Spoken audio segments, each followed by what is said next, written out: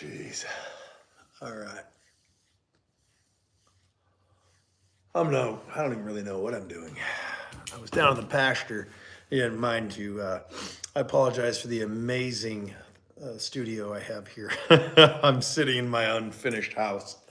Uh, yeah, I was down in the pasture having myself one hell of a good rant, and I did preface this before it happened, but I said, "Man, my phone's getting really, really low," and well, sure enough, it died on me. I was on a zinger too, man. I'll tell you what. But yeah, I had a really good back and forth with a bunch of people before my phone went dead here about, I don't know, 30 minutes ago. And I hauled ass back up here and when I got a charger and got my phone set back up. I'm not like some pro live streamer, vlogger or anything. But yeah, we had a pretty good live going. And I see somebody's joined us here. And man, I think everybody's like, oh, YouTube just canceled him. He said the wrong word. So I know the lighting in here really sucks. I mean, this is like, here, let me show you. This is about as redneck as it gets. We got like redneck twinkle lights in here. This is our unfinished house that I've been working on forever. That my wife might kill me if I don't get her in here pretty soon. But yeah, we were down the pasture, and boy, I was on a tear talking about all the BS going on. But we can get some of those folks back on here if you guys are still out and about surfing around on YouTube with nothing better to do than listen to some weird dude talk about the crazy stuff that I was. Yeah, I'd like to go back to it a little bit, but I'm circling back. Oh, I don't even like using that term. That's like ugh, yeah, never mind. I won't even reference her. But we were talking about Hurricane Helene, right? And what's going on with those folks there. And man, I'll tell you, it's rough. So what we're considering doing here, and we want some feedback from the folks that follow us. If any of you folks out there do follow us, and know kind of what we're about, what we do, we're very family, we're very pro America, we're very pro freedom, pro free speech. I'm very live and let live. You do you, I'll do me. Hey, that's fine. You want to have some ideas that I think are crazy and weird, you do that over there. That's fine. You just keep it on your side of the fence, and I'll do what I do over here. So Northwest Louisiana. Hey, all right. Hey, Susan. Thanks. Let's see. Yo, yeah, sorry about that, guys. So what happens is when I'm down in that part of the pasture, I have some terrible internet service here. I say internet, cellular service, because of the hills and the hollers. And we're working on doing something about that.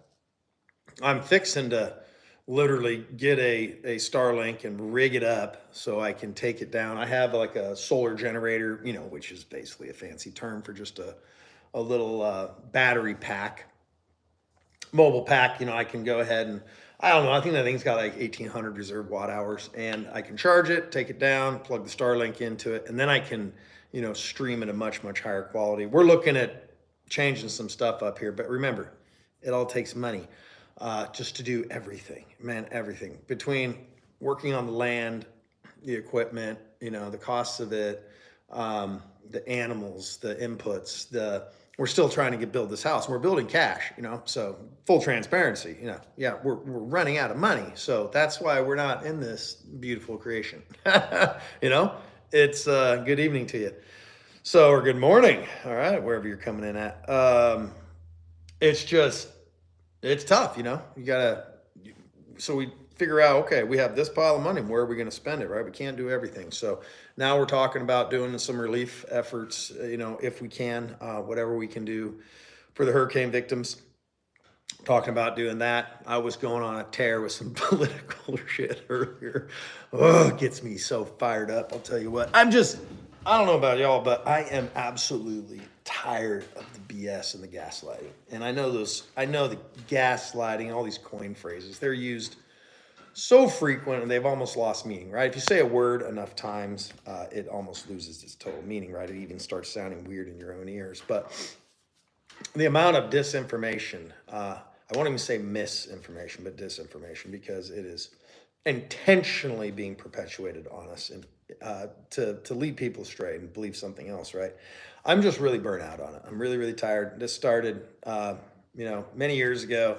I would say I have to choose my words wisely here. I was not really choosing them so wisely earlier, but I would say right around that 2000, post 2001. We all know what happened around then. It wasn't too long after that that I really, really started questioning things because nothing added up, right? It all stunk to high heaven. And, too many eyewitness accounts and improbable factors that led up to certain things, turns of events that we know happened. And it really got me thinking, and the more and more I listened and learned and read and dug, and then the internet really started kind of becoming a thing, right? I mean, really, let's be honest, in 2001, the internet was just fledgling. It was almost nothing. I mean, I don't even know what was I doing. I mean, it was like dial-up AOL or something I still had. I can barely remember that long ago. Jeez, it's crazy. And so, we live in this time and age where there's so much innovation and technology that it's quite incredible. It's amazing the innovation we have during this time and age, but also it's being used against us, against certain individuals. On the flip side, it's also allowed a lot of people to finally smell out the BS, right? And so it's a double-edged sword for sure. But it's quite an incredible time to be alive, to see all these things that are unfolding in front of us. And I think the most important thing that we all need to do, if nothing else, and yes, I pray, yes, I believe in the Almighty Creator. And if you don't, that's fine. We don't have to hate each other over it. You can believe what you want to believe, and I'll believe what I want to believe. But I pray for discernment, right? I pray that I will be given the ability to know right from wrong and be able to decipher what is fact or fiction. Really, I think that's our greatest enemy right now, in this era that we live in, is the amount of BS that's out there. It's just absolutely overwhelming. So, and it beats you down. And I think that's the ultimate goal, right? Is to dishearten everybody by just, the old term, baffle them with bullshit, right? Well, that's kind of where we're at. You're just inundated with so much information. I don't know if humans are really designed to be inundated with that much stuff at all times coming at us from 360 degrees. I mean, you're just like under assault all the time. And I'll tell you what, it puts an age on me. I'm not going to lie. You guys are blowing me up here. Amen, brother. Yeah. And I'm going to be 100% transparent here. I'm a fledgling believer. What I mean by that is, it's not that I don't have a strong faith and haven't believed for a very, very long time. I'm just very rough around the edges. I'm not your white collar, straight up and down, crispy shirt wearing individual. I use choice words at times. I have a temper. I do things sometimes that aren't as becoming as they should be. I don't, emulate Christ as often as I should, right? I know my shortcomings. I'm just as big a sinner as anybody. And so, I'm not going to beat that drum. I'm not going to go too far down that road. But yeah, I believe that we're living in an incredible time right now. We can see it as a blessing or a curse, whichever way you want to slice it. I become cynical a little bit. I'm not going to lie. I've become cynical, especially during the post-COVID, during COVID. Things got kind of dark for me. I became a very, very angry individual. I just wanted to fight everybody. I was ready to kick anybody's ass that told me what to do. And that's a hard way to live. I did it for many years. And when it first started, because I am the kind of person that they absolutely hate. Absolutely hate. They hate me and my kind and my ilk, they would say, more than anyone. And what is that? Middle-aged, middle class, red-blooded American. Oh, not to mention, see this color? Yeah, they really hate that. No, I was just born that way. Sorry, guys. I can't change that. Actually, I'm not sorry. No one should be sorry the way that God made him. So, yeah, I just became a pretty fired up, pissed off individual, and I wasn't going to be told no. I wasn't going to be told what to do. Is that defiance biblical or not? Well, that's something that I guess I'll answer for someday. But what I do believe is our inalienable rights given to us by God, not our government. That we are free men. We're all created equal, and we should not be asking our government for permission. Remember. Um, and America that was founded, that I believe that I thought I knew my history. Those men were not to be trifled with. Our founding fathers, they absolutely had some backbone. They were made of steel, and those men, they knew when they signed their name on that document that their life was worth nothing anymore. And um, the king would do anything he could to ruin their lives and or kill them, eviscerate them in public, and torture them brutally, slowly, terribly. They knew what they were getting into, and we've fallen so far from that. As a society, I'm not going to sit here and say that there aren't amazing, great men out there still. There absolutely is. But I saw. I think what happened is I got really, really down and extremely. To a point of depression, but more anger than anything, to see my fellow man, my fellow countrymen, just give up so fast and give in. They just rolled over. I mean, people that I had known my whole life. I mean, they got in line in lockstep. They just and I saw some of these people literally turn on their family, their neighbors, their friends, and absolutely disown them and become viral, just nasty. I mean, hateful, hateful. They wouldn't even let them come around. They wouldn't let them talk to them. They wouldn't let them see their children. They wouldn't let grandma and grandpa see their grandchildren. Just everything. It really tore us apart uh, as a people, as a nation during that time, and it weighed very, very heavily on me. And like I said, I was pissed off about it. I didn't wear a mask. I didn't line up and get the the sharp pointy thing. Didn't do any of that stuff. And I'll tell you what, I had the attitude that anybody that got my face and told me to, we were going. It was go, go. That's just the way it was. I have a bit of a jaded background. Again, here more. Let's transparency. So I grew up, uh, wonderful mother and father. Don't come from a broken home. Really the childhood dream. I went kind of astray in my teens quite a bit. I went a little crazy and off the rails. Wasn't like a big. I didn't get into drugs and all that, but I became a pretty heavy drinker at an early age, and that shoot, I did that till my early 30s. I was a functioning alcoholic. I mean, once an alcoholic, always an alcoholic, right? So I don't touch the stuff. I haven't. I don't know. I don't even keep track anymore. My wife could probably tell you the year, the day, the minute, the hour. I mean, she probably the second that I quit, and God bless her heart that she stuck around with my BS. But yeah, so in my early 30s somewhere, I quit drinking. I'm 46 and haven't touched it since. But yeah, I used to run with the wrong crowds and do the wrong things, and got in a lot of fights and did all that stuff. And boy, those old feelings were conjured up, during COVID, and I was ready to throw down. But the problem was, it made me an ugly person too. So, and I took and couldn't take it anymore. I couldn't see. We lived in Alaska for 8 years. Grew up in Idaho. Moved to Alaska for 8 years. Moved back to Idaho, and then I saw the destruction of Idaho, which was really, really heartbreaking and just hard to see. Um, the influx of out of staters, some good, a lot bad. And what I mean by that is just what they brought with them, their ideas, and the increase in property prices, and oh god, just everything, and their crazy ideas of what they did to vote, and tax increases and traffic, and it was just horrible, right? We were Southwest Idaho, Treasure Valley. I mean, 100,000+ people a year moving into that area. I called one day a neighboring county. I was doing a permit search. I used to be a contractor, and I just out of grins, I asked the gal that answered the phone. I said, "So how many how many permits we got got open these days over there in good old Canyon County.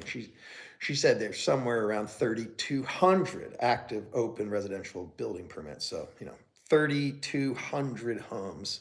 We're going to have those building permits satisfied probably somewhere in that 120-day mark. So that goes to show you how much building was going on. The place got out of control.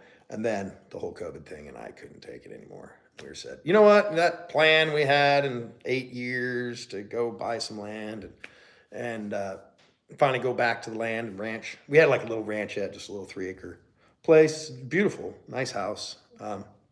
And we said, that's it, we're done. I can't do it anymore. I aged tremendously in a very short period of time. And look at all this damn gray hair. I didn't have any of that. This is great beer. I mean, whoo, it put some stress and miles on me. So we hastily beat feet. We remodeled our house, got it on the market, and sold and moved down to the southern Missouri Ozarks, and now we're ranching. So that's for any of you that really want to know my backstory, if you cared at all. That's a little bit of it. That's the short and sweet version. And ever since. So anyway, let's go back. Like I said, 2001, man, I just started seeing things completely different. And what I realized over time, this is hard to say, it's pretty sad, but we've always been taught since we were young, right, that we're the shining beacon of light in the world, right? We're the United States. That's who we are. We're the good guys. And I found out really, really quick. Didn't take me very long, and I was like, man, the wool's been pulled over our eyes. We're actually the bad guys now. That's hard to say, Not the people. The people are fine. But there's, that other entity here. And I've been doing all kinds of crazy, nefarious, mischievous things, like, what do we do? What do we do? I'll tell you what, if you're watching this and you live in another country other than the United States, and you have a lot of natural resources, be scared. Be very, very scared, because it always seems like there's always armed conflict in places like that in the world that the United States is always involved in. Just so amazing. I wonder how that works. Anyway, so yeah, I've just seen it all. Remember, all the way back, like I said, right before the live stream went dead earlier, I was talking about read my lips. Remember that? And weapons of mass destruction. Remember that? And and Gaddafi. What happened there? And destabilizing the Middle East constantly and sticking our big stick in the big old shit pot, and we're constantly stirring it. So anyway, I've watched enough of it. I've seen it long enough. I'm tired of it. I'm tired of the crap. I've kept my mouth shut for a long time, and like most people do, because they fear being canceled if you're on social media, because you say the wrong thing and there goes your channel, right? So I have to be semi-cautious, but I'm sure we have a ton of followers out there that don't think like I do, and they just watch us for the interesting things we do and the creations that we make and the construction we do and all that. And if they don't like us and they wanna unsubscribe, well, see ya. Have a good one.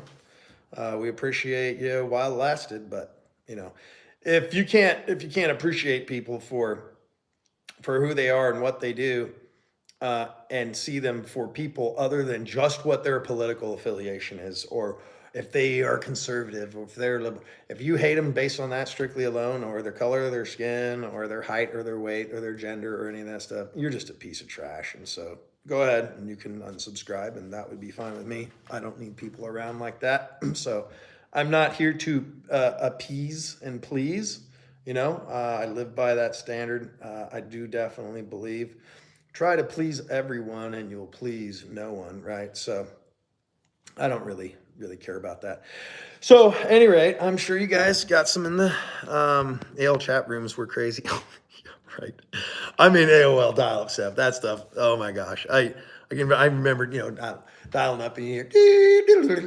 Oh, that stuff was so funny. And you'd sit there for 10 minutes trying to download like one simple little PDF document, or, oh gosh, back in the day. And now we have high-speed internet in the palm of our hands, most times. Well, not me, because where I live, it's pretty poor. Like even right now, I bet this is kind of crappy granular. Well, actually, I'm on our Wi-Fi right now, so I know the picture quality isn't probably great because I'm using my forward-facing camera, and we have low-level light in here. So apologize for that, but you guys probably don't need to see my ugly face all that well.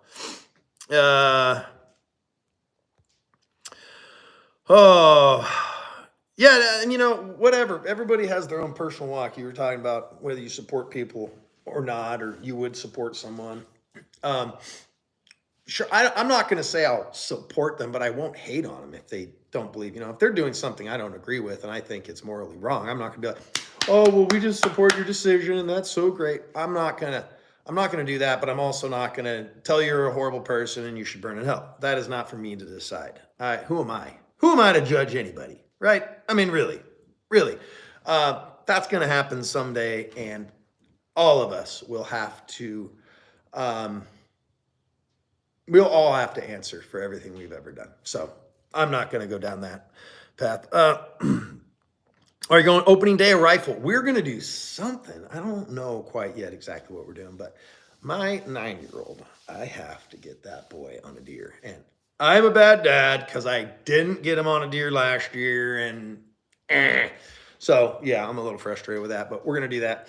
I'm really kind of struggling with rifle form, believe it or not, which is so strange because I have a couple. And yeah, I just don't really have the right one. So I've actually been looking at a Ruger, a smaller, not necessarily a youth because he's a huge kid. He's an enormous 9-year-old. He's wearing like size 14, 16 clothes. But needs something with just a tiny bit shorter length of pull. But I really want something in like, a fairly light caliber. So there's a couple down in our local grocery store, right? Oh yeah. I love living in a place where you can get your auto parts and your guns at the same place, or your groceries and your guns. It's wonderful. And I don't mean like a Walmart. I'm talking like our little local grocery store. It's called Harps. But yeah, they have like one in 300 blackout. There was one in 76239. That's pretty slick. And had one in 223, but that one's also sold. So anyway, here I'm flapping my neck about guns. People are like, I'm out of here. Guns are boring. So you're dry there in Iowa. The grass stopped growing. Yeah, that kind of sucks. Now, I will tell you this. With the total grazing program, I'm kind of bouncing all over, so I'm just going to answer people's questions as we go along here. I'm not going to do too much monologuing, all right? So I'm going to try and answer questions. What I have noticed through the total grazing program is that, yes, if you hit a drought, your grass is going to grow slower than if you have a bunch of rain. That happens to everybody. But I will say this, we went through a 6-week period without a drop of rain, and we had some incredible regrowth, even with grazing it down to an inch and a half in height. We left some litter. That's inevitable. If you get enough high density, if you get really high stock densities, they're gonna trample. And but we were taking 90% of the forage, but we were doing that on really, really well rested grasses. And man, the stuff came back. It came back really, really well. So I was very impressed with that. Oh boy, I'm fat fingering stuff. Domestic abuser right here. Okay, you're an idiot. We're all guilty of something. Yep, we are. Getting mid-30s, Michigan. Oh, yeah, you guys are a little far north. A lot further north than us. But I'll tell you what. Did I assault anybody? Well, they started it. I could say I defensively assaulted them. Yeah, I've done that a couple times.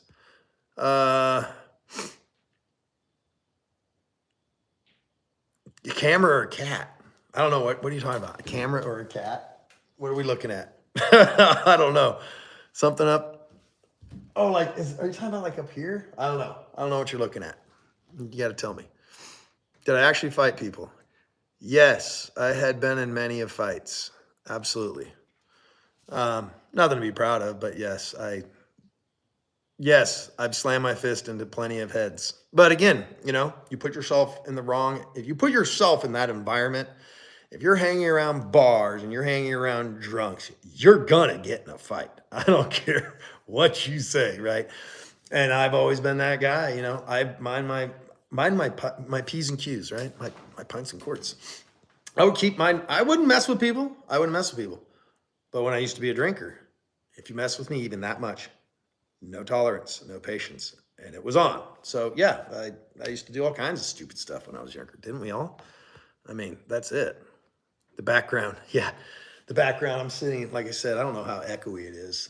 Does it sound really echoey when I'm talking? Because it sounds echoey to me. But yeah, this is our this is our house here. Like I said, this is super high tech. I'm just using my phone here. But this is kind of a modified hybrid timber frame post and beam house that we built. We milled all this lumber ourselves. And yeah, it's pretty cool. I love it. It's very rustic. It's all weather stained, and that's what we want. I don't care. Some people are, oh my gosh, there's mold on it. It's so disgusting. Like, I want it gray. I want it weathered. This frame sat out in the weather for a long time before we closed it in, and you'll understand. You see the roof of my house. It's all reclaimed metal. It's all rusted and super gnarly looking. It came off of an old chicken house. I went all the way down to Central Arkansas to get it because it was the right profile, had the right patina, right? The right patina. It was a house from the 80s. And the metal is just beautiful, absolutely beautiful. There's actually no penetration in the rust. It's all surface rust. It's beautiful.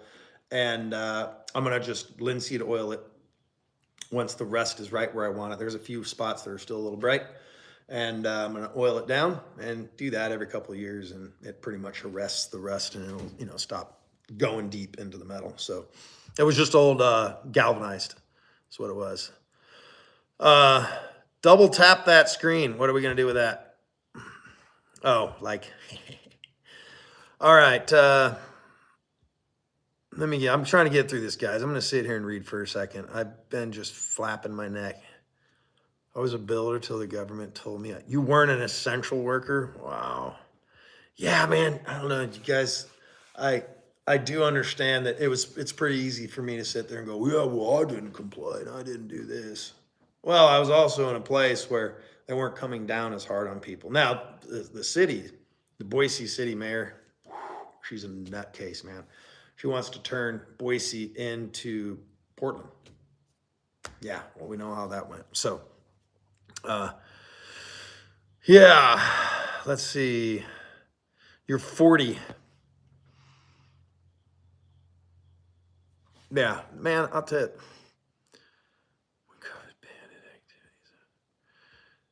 Yeah, we didn't have near as much state restrictions at all. And there was a ton of disinformation, back in the day. The news, our local news was telling us, if you don't do this or you don't do that, the cops are going to arrest you and all this stuff. And I went, oh, really? So I called the sheriff's department. I called the police department. I talked to them directly. And I asked them, I said, is this true? You guys are going to take and arrest people for not wearing a mask? Is that true? Because that's what they're reporting. And they were like, oh, no, we're definitely not doing that. I said, oh, that's wise, because there's some people, you're going to have a real fight in your hands. And I don't mean just resisting arrest. You're going to have a real problem. So don't do that. Don't do that. That's silly. If masks worked, then the people wearing them shouldn't be worried about getting sick. Yeah, that's not how that works. Anyway, yeah, it's kind of like, I don't wear gloves to protect your hands, right? Oh yeah, I don't wear a seatbelt to protect the guy in the other car. Yeah, like, this is the most crazy crap. Anyway, all right. All right. Where are you at, Tapper? You want to crash at my place? There's not much to crash into. I'm still living in a motorhome. What do you got going there? We are having a grazing school coming up. There's, people could reach out and ask if they have an RV or something. We could probably arrange something for sure. We got plenty of land here. I don't have like proper hookups and all that stuff, but I don't have a problem with someone parking here. I'm not too worried about that. Let's see. Your son turned you gray. Yeah. Oh, I know about that. I've got six children, 2 grandchildren, and 1 on the way. So I'm only 46, but boy, I'm high miles. I'll tell you that right now. And my daughter, she's gonna be so mad when I say this, but I have a daughter. I won't name names. I only have 2, so I have a daughter that she put a lot of these gray hairs on my head here a couple of years ago. Oh my gosh. When you love your kids so much, sometimes you think you're just going to have to kill them. Yeah. Oh, one of those things. It was rough.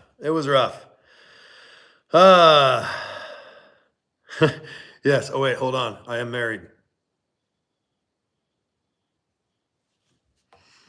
Yeah, I said blink for help. Yeah, no, we're good. My wife's super easygoing. Actually, she's super, super easygoing. I'm pretty much the only person on the planet that she busts balls with. I mean, there's not a person on the planet would ever like if I ever said, my wife's being so mean to me, she's this, everybody would look at me and just be like, "You're right, dude. Whatever."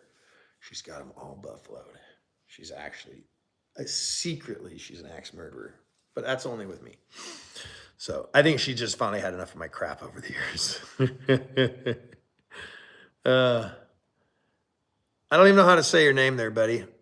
Al Harabi. I don't know your first, but I appreciate that you have your own faith and your own beliefs and you're willing to share it. That's commendable. Absolutely.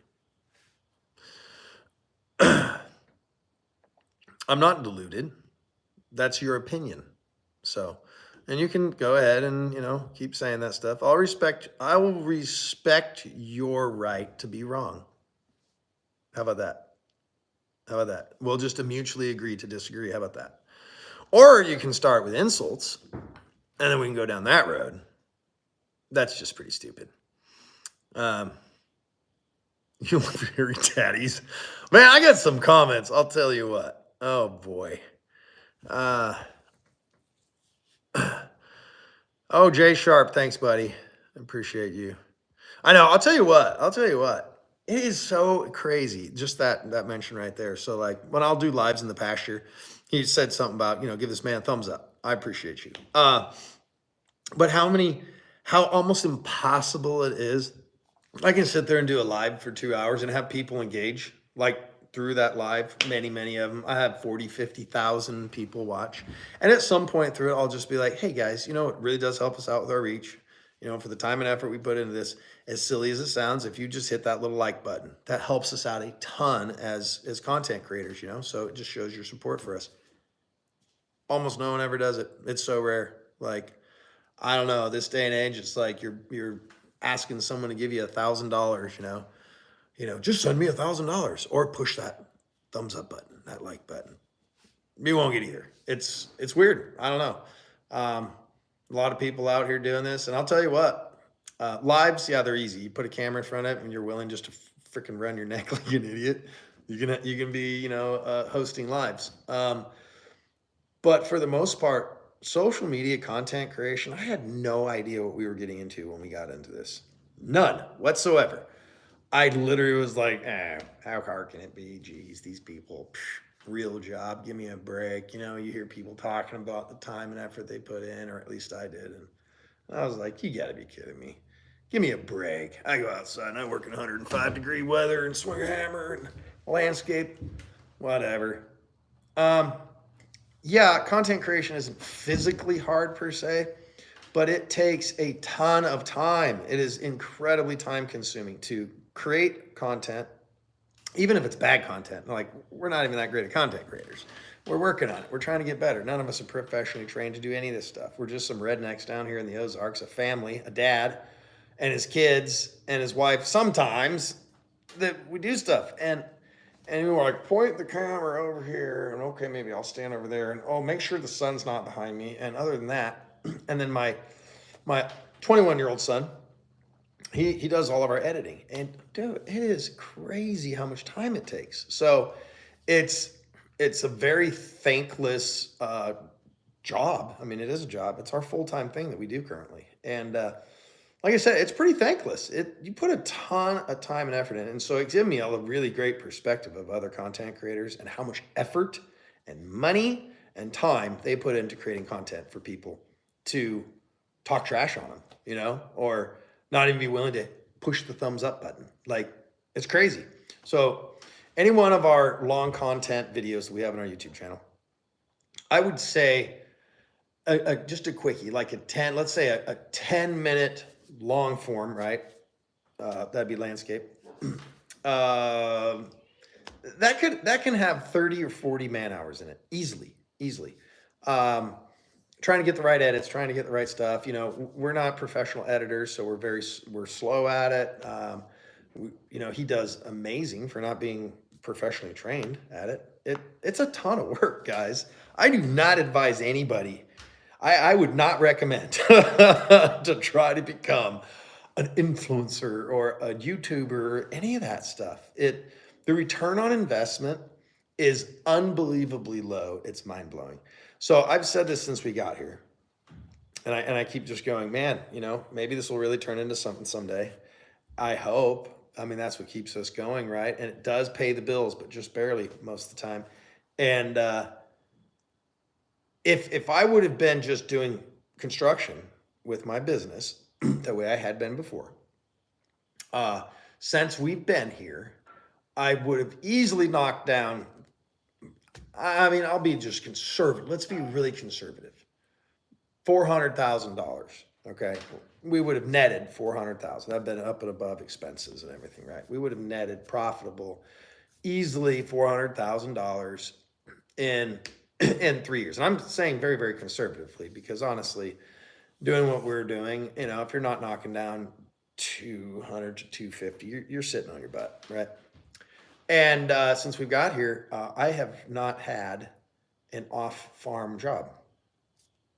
Off the ranch, no income. So it's all been generated through our socials. And I can tell you right now, we haven't made a fraction of that. Not even a tiny fraction of that in income. So it took a lot of money to get us to this point, and we also weren't making money doing it. So, really, in all honesty, we're probably about $600,000 upside down from where we could have been in a period of 3 years, right? So now not all content creators in the same position and like that, and not all content creators just stop their day job. They kind of slowly get into it, and some of them have crazy wild success and blow up, and I'm not complaining. Please don't take that wrong.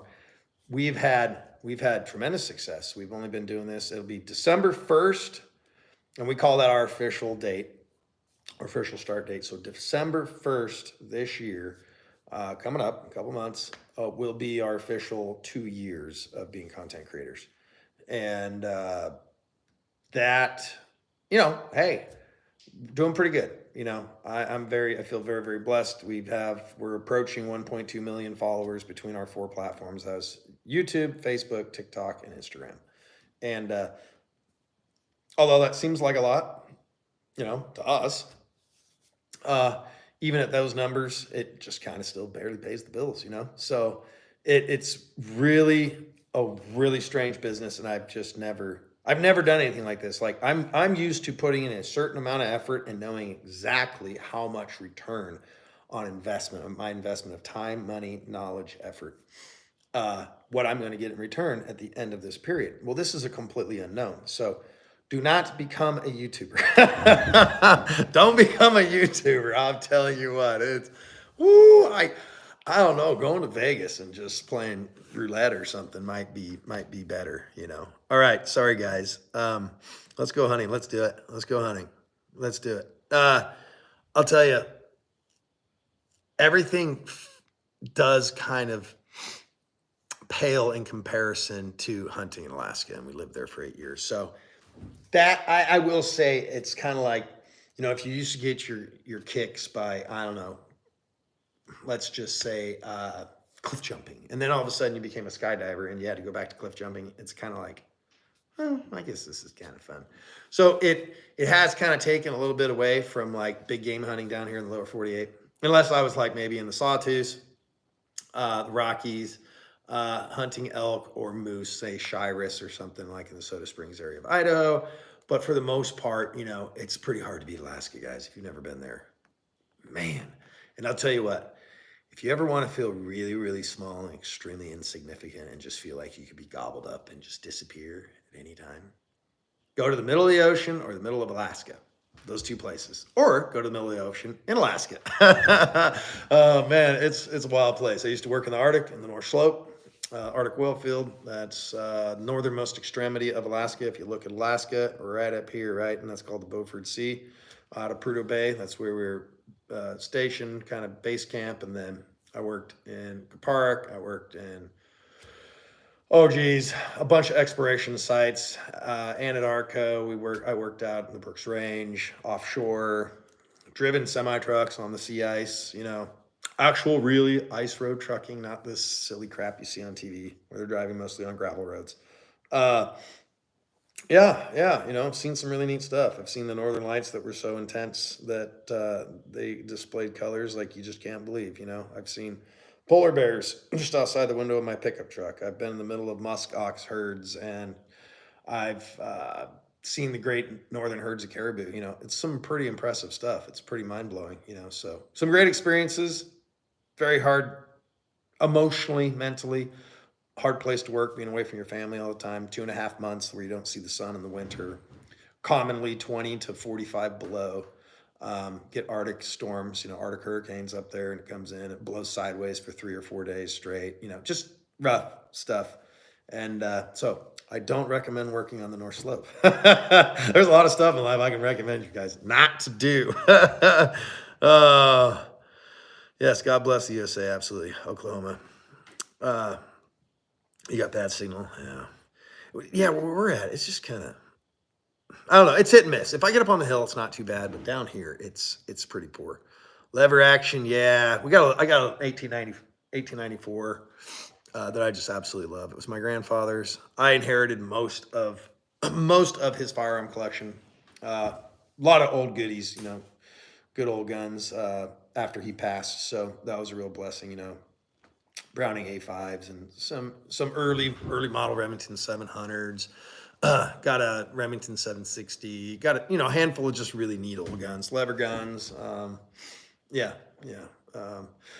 My uncle ended up with a true Belgian Brownie Satori out of that collection and a few others. But yeah, I feel very blessed to have some of those really nice, neat old guns. You got yourself a 308. Yeah. All right. What is a food lion? You live 25 minutes from a food line. I don't know what that is. Yes, North Carolina, absolutely, Stacy. If you're still on here, so we were talking a lot in the earlier live before I canceled myself by running out of battery down in the paddock. We here at Take Creek Ranch, now myself and my boys, we are concocting a plan to go help with some relief down there. Now, some people say, "Oh, whoa, a little late." No, it's gonna take years for them to rebuild down there, right? If ever, some of those places will probably never be reconstructed. There just won't be the funding for it or the desire to go there. And plus, there's some of this land. I mean, it's just gone. It's literally gone. It's just these huge gravel bars now in the towns. But we are planning on actually going there and trying to help if we can. If they turn us away and say, we don't need any help, oh, we got it covered, then we'll go look somewhere else and we'll try and help there, So, but we're trying to put together a plan. We're going to reach out to some folks. We already have. I put my feelers out. We have some companies that we do, I say business with, that we showcase their brands, right? We're under contract with them, contracted to do things for them through our social media. We got a little bit of onboarding there. So we're going to take and bring some of their products to help some folks. And we're going to probably, we're still trying to figure it out exactly, but we're going to probably start a GoFundMe for those folks. And we're going to, on our end, do everything we can to procure things for them that they will need desperately. Like those areas they're talking about are going to be out of power for 6 months, maybe more, maybe a year. Well, we all know in this day and age, not having electricity of any kind is a really, really rough way to try and exist. So some of those people are going to try and get back to their homes and try and rough it, right? But they're not going to have any power. A lot of these folks don't have the means or money or family to just, oh, we're just going to move to another state and go live with someone else. There's a lot of people that live there that's their families are there.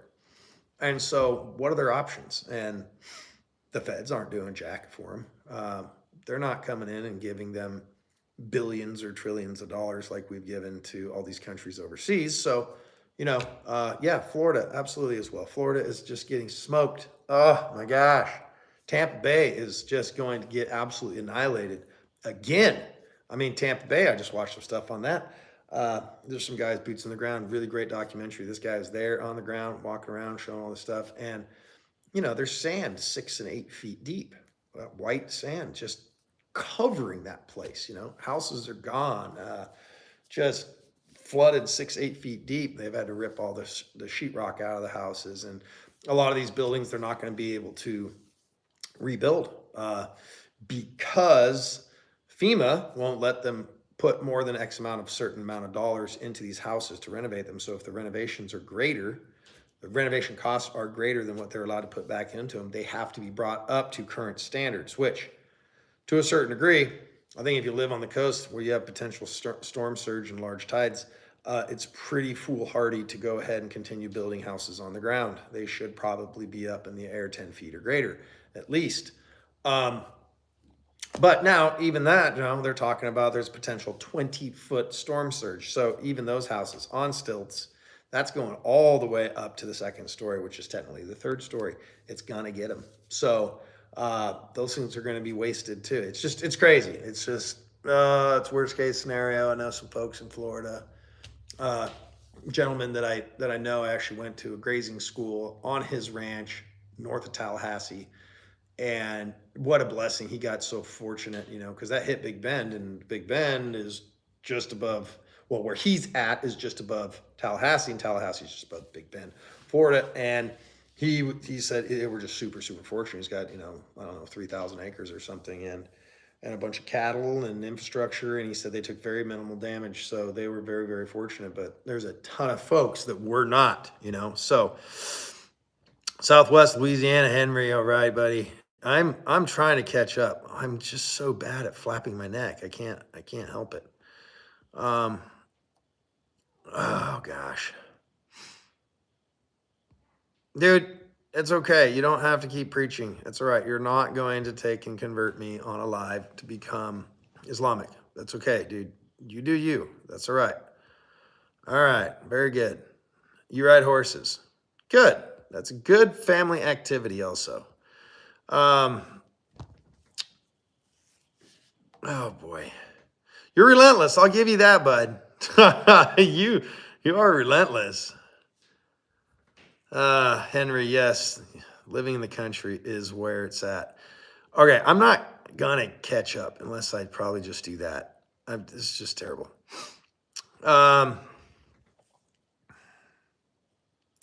I know where you're from. They're about 15, 18 foot. Are you talking about, what are we talking about? Storm surge? Yeah, okay, yeah. Someone's asking you right there, Henry. Where are you from? Hello from Poland. Hey, thanks, Artur. What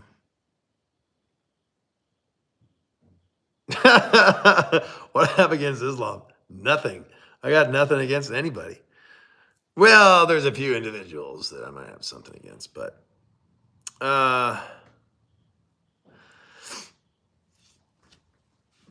some of them do. That's right. Some of them do anyway.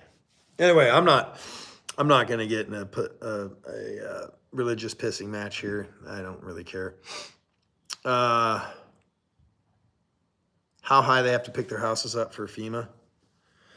I don't know, but I know I see a lot of those places down there on 10-foot legs, I don't know what the mean height is over high tide mark that they're supposed to lift their houses. I don't know, but I was just down there here recently, and it's kind of funny that, I've been to Florida before, but I didn't really pay attention. I was just like, hey, there's houses on stilts. But last time I was down there here just a couple months ago, we went down to what's called Gator Point, and that's in that Big Bend, actually this way, Big Bend area of Florida. And yeah, I noticed a lot of houses there, and that right where we were at absolutely got smacked by that storm. So I wonder how those houses fared. It's pretty sad. We were just there. It's really neat, beautiful spot. And yeah, I'd venture to say some of those houses were maybe even 12 feet to the first floor, to the joists, concrete. They were, steel reinforced, and they look like they'd probably do pretty well. But nonetheless, there's way too many things in a home, regardless if the home is completely made of concrete. There's too many things in the home, regardless if that stuff gets wet. It's terrible. It was heartbreaking to see a lot of these folks. They're out there piling up all the junk on the sides of the road, right? They're just taking everything in their house, stripping the walls and everything and just throwing it out. And they're just watching this old man, and he just had photo album after photo album. It was just all ruined. Just heartbreaking, all these black and white photos are just junk. They're just gone, and that would be hard because, some of us folks, that's all we have left of, our loved ones, our grandparents, our ancestors, basically we don't have anything left of them. Some pictures and some keepsakes, and watching them lose all that stuff is, you just can't replace it. It's terrible. So seem like a chill guy. Well, my wife wouldn't say so.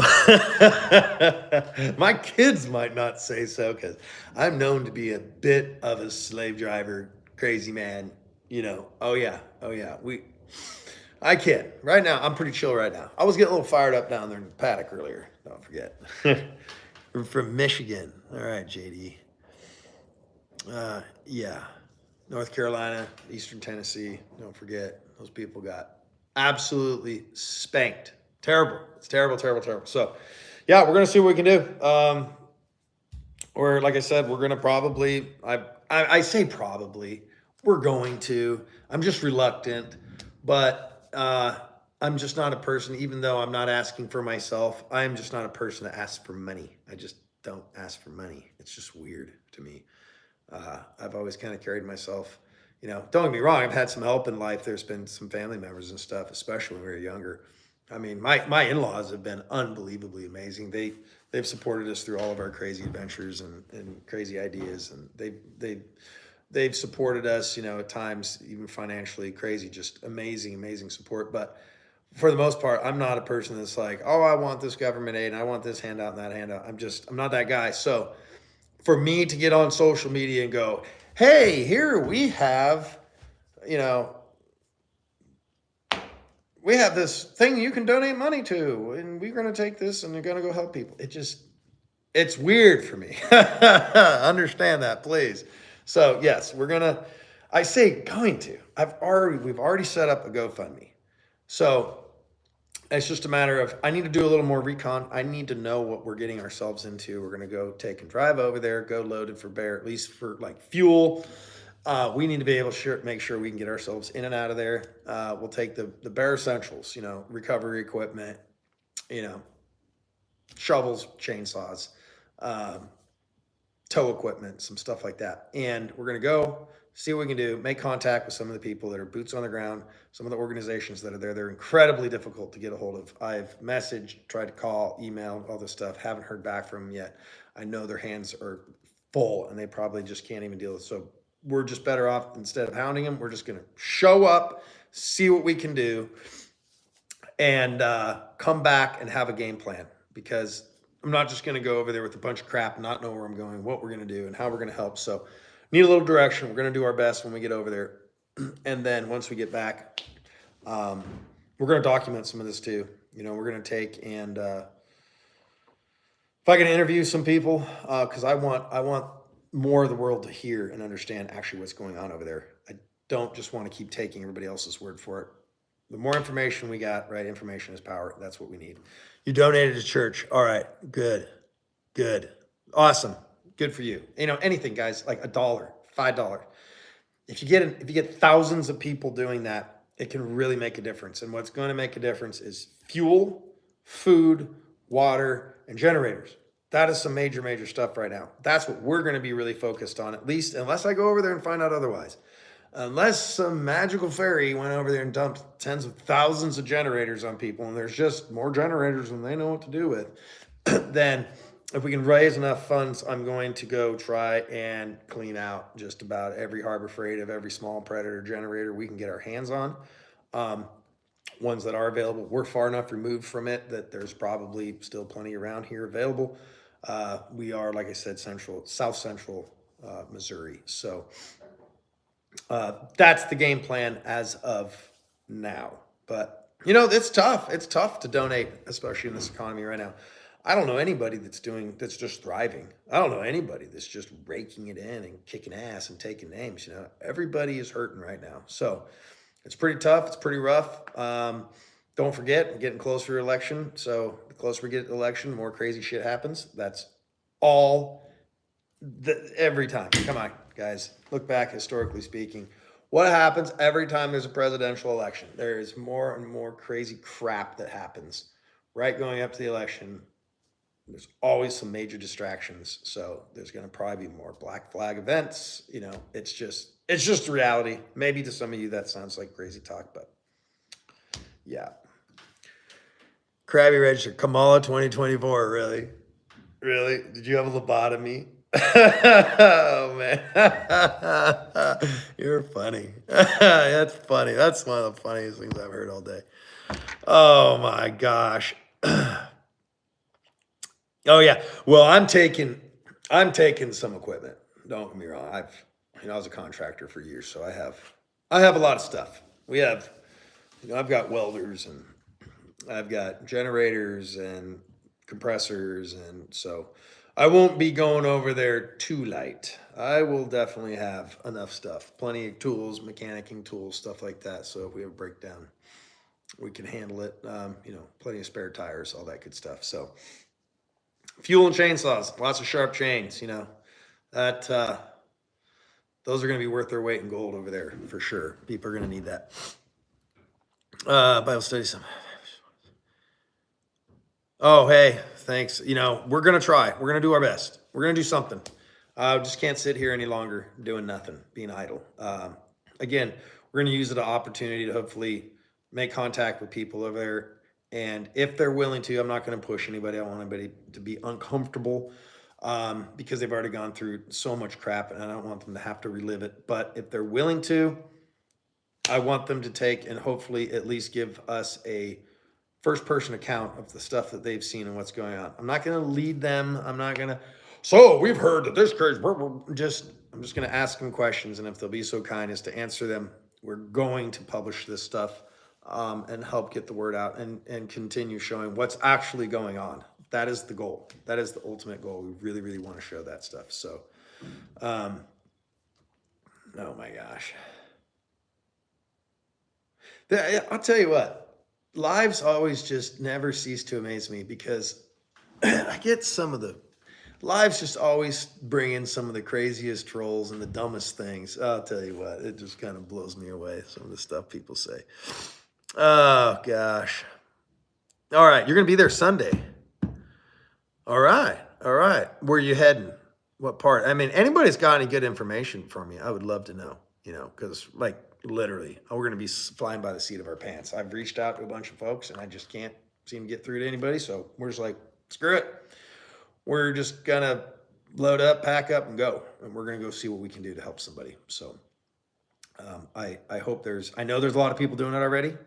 If anybody out there that has the ability or the gumption to do so, please do what you can. I'm not going to say don't donate to these large organizations, but there's been so many misappropriation of funds and donations over the years. It's almost impossible to know if what you're donating is actually getting to the people that need it. So I would probably recommend, I would only feel comfortable donating to some smaller grassroots organization or churches, stuff like that. I feel like that's going to actually get in their hands. So if you can, that would be the way to go. I don't know that you're going to want to take and donate to these large nonprofit organizations that have CEOs that are knocking down $1 million a year. There's something very odd about that to me. So foundations, all that stuff. Weird. I just can't do it. I can't bring myself to do it. So we know, historically speaking, tragic events that have happened throughout the world where some of these very large companies that I won't name, and yes, there are companies that show up. It's amazing. It's just all the stuff just disappears. And where'd the money go? Oh, we lost it. I don't know. And cargo ships of supplies that just go vanish, and containers of water and all this stuff that never makes it there. I don't know if anybody remembers what happened in Haiti and all that stuff. So I do. I remember watching that. I remember hearing that stuff. I remember the first person encounters and events that went on through all those things over the years. And so you just kind of start losing a little faith in those organizations. So, all right, you guys are still blowing me up. Oh, yeah, that's interesting. Am I in a cabin? Well, this is actually our home that is unfinished yet. But yes, it is built very much like a cabin. It's very rustic. It's rough sawn timber. It's lumber that we milled ourselves on our own sawmill, and built from scratch. This is what I'm sitting in right now. It's 2 stories. It's basically 2 big rooms currently. I don't have the interior walls framed in yet. We're just kind of on hold. It seems like every time we're like, okay, we're gonna work on that again and put a bunch of money into this or that, and then something else comes up like this. We're like, well, I guess we're gonna go to North Carolina or East Tennessee and go try and help there. And that stuff, gasoline and supplies and food and stuff doesn't just fall out of the sky. So again, we have to make a decision where we put our money in. I guess we're going to be putting some of it into that. So, but yes, we will be asking for help to hopefully accumulate some goods to take to these people. Stuff that's important, at least through my eyes. Like, again, that's why I need to go there and see exactly what they need. But I keep putting myself in their position. What would I want or need?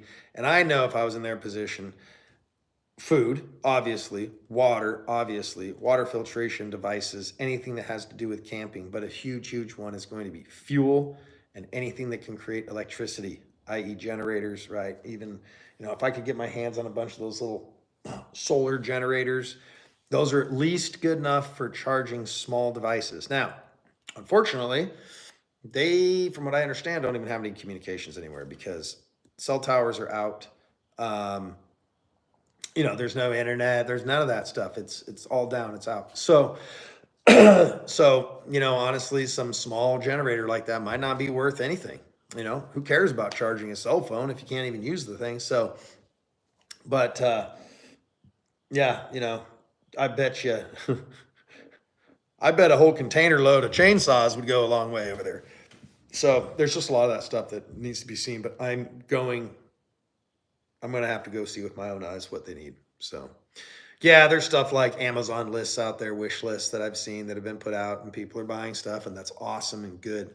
But there's a lot of things that I'm sure that are falling through the cracks. And there's a ton of small communities over there that, from what I understand, again, are kind of under the radar. Like, they're not getting the assistance. It's the much larger towns, kind of in proportion, Asheville and some of the larger areas, that so much effort's been put in because there's more people there. So more of the resources have gone there. Now, there are efforts, from what I understand, helicopters, and these are all civilians doing this stuff out of their own pocket, on their own dime, flying their own helicopters, rescuing people out of these very remote areas, especially the ones that are on medication, running out of oxygen, elderly, sick, injured. Those are the ones they're trying to get out first. So, and I'm sure there's some badass old crusty dudes that are in there that this ain't gonna hardly even affect them. They're just gonna keep living life like they always have, and they're off-grid kind of folk. No problem. But there's a lot of hurting people over there. So, let's see. Oh. I can't. I won't. Oh, it's too funny. Where? I don't know where exactly. We're gonna start Eastern Tennessee and poke around in there and see if we can do any help. So, there's areas that they're so crazy inundated with people, and I can understand. There's a lot of disaster tourism. I don't know if you've even heard of that stuff. It's crazy. These people that go, they flock in and want to document it and film it, and they want to take advantage of the situation. And That's not what we want to do. Now, would I like to help get the word out about what's really going on there? Yes, absolutely. But so we want to make sure we do understand that we are outsiders, and we want to make sure when we go there that we are actually helping. So whatever it is that we can do, we're going to try. So we're planning tentatively sometime next week. We will probably go over there.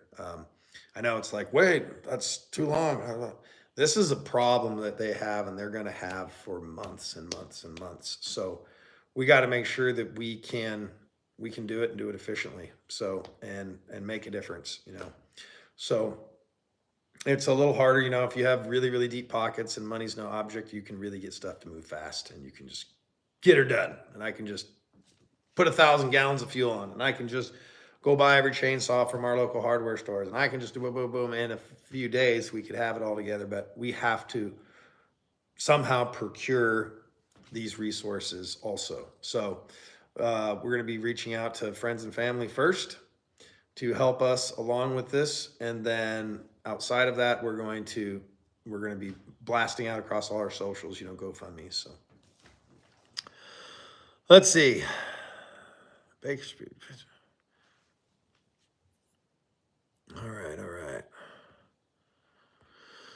I don't know if I missed any of you guys. If you guys had something I didn't get to, I apologize.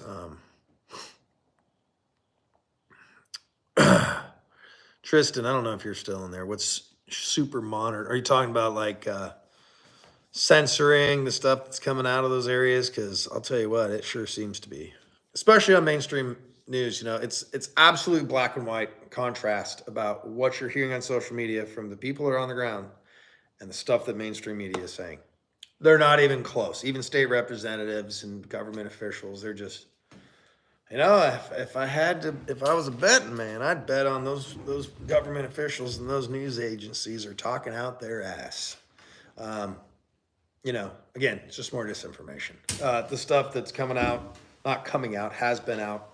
There's videos of unmarked military helicopters prop washing these donation centers, blowing the tents and shit around everywhere and tearing the place up. It's crazy. Go watch it. It's out there. It's unbelievable. The tire slashers, people that are looting. The list just goes on. It's incredible. Stuff that's being seized by the feds. That's what they're reporting. That's what they're showing. They're just seizing stuff. They're just taking over. They're turning trucks away. They're seizing the goods on trucks that are coming in. Like, these are reports we're seeing. This is the stuff. Well, that's what we're hearing, and they are showing some of this stuff. So I don't know what's going on. None of it adds up. It's all pretty crazy. The federal response has been absolutely piss poor at best. And, more civilians, locals, friends, neighboring states, average Joes have done more than the federal response times 100, from what I can tell. But now the feds are taking all this credit. So there was actually, there was some crap posted, and this gentleman debunked this. He personally was on the helicopter, a private helicopter, that went in and saved a baby, right? I can't forget, like 11-week-old baby or something like that. And this photo went on the internet and started circulating. And the feds took credit for that. They said they did it. And he's like, bull crap, man, that was us. What are you talking about? I'm not trying to get crap. I'm just telling you that these people are lying. That is so untrue. That is not what's happening. So that's what we're seeing. That's what we're hearing. And it's such a shit show. I don't know. Like I said, because I'm one of those people, I'm like, trust but verify. But I have to tend to believe these people that are crying, that are actually having true, real emotional responses, they're begging for help. I'm going to have to take and believe them over some staunch, freaking cold fish, piece of crap politician. So I'm just going to go with that. Okay. So I'm going to say my intuition tells me to believe these real people. That's crazy. I can't believe we even live in this day and age right now, where you have to question everything. Is that really the sun I'm seeing? Are you sure that's the sun? Oh, it's getting that crazy, guys. I think that's part of the plan. It's just to make you feel like you're insane. So then you can't even believe your own eyes and ears, right? They're telling you not to believe your own eyes and ears. That's what they tell us all the time. So, and once you stop believing your own eyes and ears, which so many people have, it's over. It's over. You're so disconnected from reality. How will you ever be able to discern what's right and wrong, what's real, what's fake anymore? It's over. So, again, if you're a believer, pray for discernment. Pray for the ability to sniff out the BS. That's probably my most common daily prayer now. I don't ask for much. I don't ask for things for myself and all this. I just ask for the ability, which yes, it is for myself, but I ask for the ability to hopefully sniff out the BS and not be fooled, right? Because what do we know about the great deceiver? Well, he's the great deceiver. So, constantly being fooled. That's just always what we're in, right? It's the greatest, it's our enemy's greatest weapon is disinformation, misinformation. And again, convincing you not to believe what you see, what you hear, what you smell, what you taste, what you touch. Completely betray yourself. That's what you're being taught to do. So don't give up. Don't give in. If you see a duck, walks like a duck, quacks like a duck, it's probably a duck. Okay, that's what we need to remember. And I say that, and I know it sounds so juvenile or simple, like, yeah, no kidding, duh.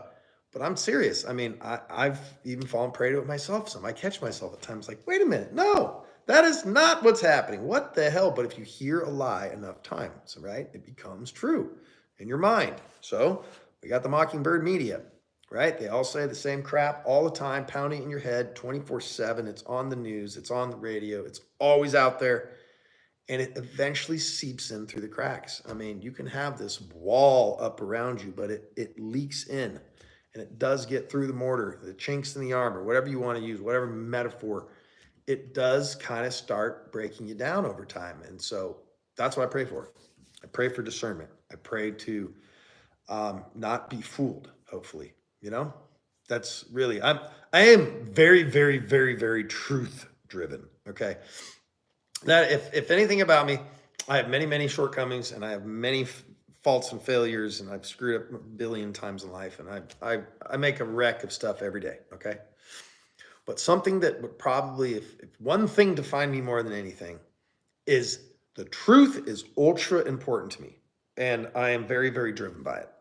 And people who lie and people who deceive, I have no greater disdain for any other human on the planet than somebody who is a liar, someone who intentionally deceives. I absolutely loathe those people. And so I am extremely, extremely harsh on my children when they lie. I absolutely will not tolerate that bull crap at all. They can do a lot of things and get like, don't do that again, right? They can do a lot of stupid things and get in trouble, yes, and have repercussions, yes. I'm not a dad that lets my kids get away with much. But when they lie, and if they especially lie to me, it takes me so long to recover from that deceit. I take it extremely personal. I don't like to be lied to. And I don't lie. I don't lie. Maybe I've lied. I'm sure I've lied in my life. Everybody's lied. But I really make an effort in life to not even stretch the truth, not even leave something out to contort it or twist it so it sounds a little better for me. I believe it's all lies. I believe it's all deceit. I believe that is all of the devil. And if you do that, you're a bad person. If you're a liar, you're a piece of shit. Sorry, end of story. Okay, move on. Next subject. Let's go down the list. I don't need to beat on that drum anymore. Can you be a mod? What do you want to moderate? Let's see here.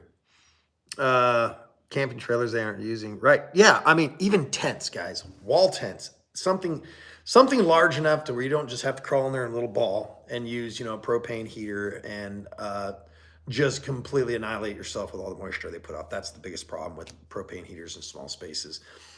Even, the radiant heat ones, even though there is a chance of carbon monoxide if they're not combusting properly. But more than that, it's so hard to stay warm with a propane heater, even if they're putting off heat, because it becomes so humid It becomes so incredibly humid in those spaces. So I learned how to stay warm living in Alaska, working in the Arctic and stuff like that. This whole idea of wearing tight clothes like body armor or not body armor, Under Armour or whatever that crap is, long johns, no bueno, no bueno. I spent 8 years in the Arctic, 40 plus below weather, terribly cold, terribly miserable, bitter, bitter, bitter cold. And the fastest way to get cold in those environments is dress with clothes that are too tight. First, they don't insulate you properly. You need that dead air space between your clothes and your skin. If you have clothes touching your skin tightly, they will transmit the cold very rapidly, and they will parasitically drain the body heat from you. You need that air cushion around you, okay, that stabilized air. So bag your clothes. And the problem with tight-fitting clothes, once you start moving and you become exothermic, you start creating a little bit of body heat. You sweat that fast, boom, and you're screwed. Now you're cold. Now you're hypothermic. Now you'll get frostbite really quick. So that's some of the stuff I learned, boy, I'll tell you what. So don't send long johns to anybody that's down there to keep them warm. Let's just say that, unless they're 4 sizes too big, you know. All right, let's see. You want to send me some contacts? If you got some contacts, Judge, that would be fantastic. You can send them to Tick Creek Ranch 417@gmail.com. Again, Tick Creek Ranch 417@gmail.com. And that is spelled Tick, just like the arachnid. And creek, like the body of water, and ranch. No special spellings. Tick Creek Ranch 417. I would love that. I would really appreciate it. Yeah, anything to get me in more. I just need some information. I need more information. The more information I have, the better we'll go down there prepared. We'll go to the right places and the right people, and hopefully they can use us best suited with the abilities we have. I am a lifelong equipment operator. We know how to use chainsaws. We know how to cut timber. We know how to take and pull stuff out that's stuck. You know, I have a background in big iron to small iron, everything from, I don't know, let's see, what's the biggest excavator I ever ran? A 550, Hitachi 550, ran a 450 a fair amount, quite a bit of seat time in 330s, you know, loaders up to, 980 size, dozers, a lot of dozer time, a lot of skid steer time. So, you know, we have those skills that we can help with. So if they need more equipment operators, all right, that's fine. I'll go pound my kidneys out in a dozer or whatever. We want to help however we can. I don't know if I got scrolled all the way to the top again. Chip and Julie, who am I voting for? I'll give you one guess. Why don't you guess first, and then I'll tell you. You gotta try me.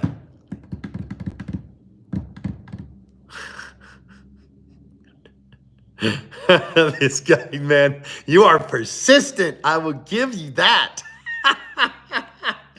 All right, dude, you finally broke me down. You win. I love it. Jesus loves us all. He does. He does. Rodolfo, you're a crazy man. I don't know what you were doing earlier, but whatever, that's cool. we had a bunch of, man, I had some other dude on here.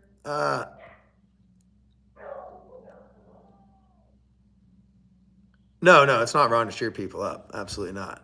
There's just some crazy, dude, you gotta remember, I get some people on these lives that are just, I don't know if they're just trolls or they're just flat crazy. Yes, absolutely. Right. Up is down and down is up. That's exactly what we'll find, especially in the end days, which I am not a, these are the days of revolution or of revelations, Bible knocker. So many people live in that kind of fear all the time. I'm no prophet. I don't know when it's coming. No man will know the time, right? No man will know the hour. We don't. It's just, it'll happen. Now, people have been predicting stuff for thousands of years, right? They really have. And none of it's come true. So we can choose to live in fear or not. I choose not to, you know, I choose to live like there's hope, because if you feel like it's hopeless, then there's no there's no point even trying, right? If there's no hope. So remember, that is what enemies have always done to their combatants, is they've always tried to drive the hope out of them. If you take the hope out of them, you conquer. That's it. All you got to do, right? Make them feel hopeless. It's over. So they use all kinds of tactics, like, right, misinformation, the pamphlet droppings they used to do, the music that they would use, the constant berating them, in their own language with sayings like how you're going to be killed and we're going to this and we're going to do that. They demoralize you. They take away your hope. You have no reason to fight back anymore. So, yeah, no, I choose to stay cautiously positive. Let's put it that way.